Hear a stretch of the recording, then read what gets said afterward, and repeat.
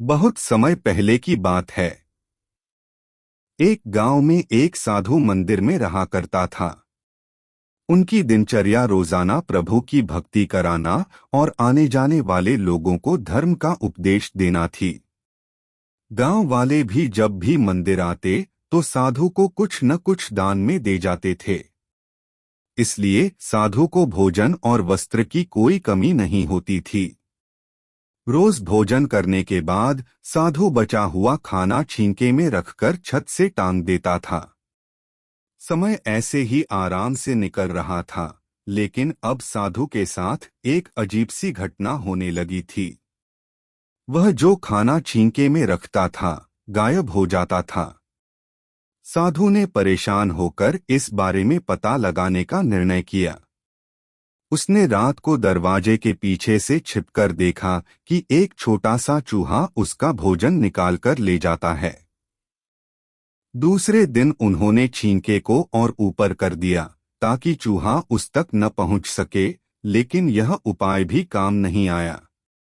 उन्होंने देखा कि चूहा और ऊंची छलांग लगाकर छींके पर चढ़ जाता और भोजन निकाल लेता था। अब साधु चूहे से परेशान रहने लगा था। एक दिन उस मंदिर में एक भिक्षुक आया। उसने साधु को परेशान देखा और उसकी परेशानी का कारण पूछा तो साधु ने भिक्षुक को पूरा किस्सा सुना दिया। भिक्षुक ने साधु से कहा कि सबसे पहले यह पता लगाना चाहिए कि चूहे में इतना ऊंचा उछलने की शक्ति कहाँ से आती है। उसी रात भिक्षुक और साधु दोनों ने मिलकर पता लगाना चाहा कि आखिर चूहा भोजन कहाँ ले जाता है। दोनों ने चुपके से चूहे का पीछा किया और देखा कि मंदिर के पीछे चूहे ने अपना बिल बनाया हुआ है। चूहे के जाने के बाद उन्होंने बिल को खोदा तो देखा कि चूहे के बिल में खाने पीने के सामान का बहुत बड़ा भंडार है। तब भिक्षुक ने कहा कि इसी वजह से ही चूहे में इतना ऊपर उछलने की शक्ति आती है।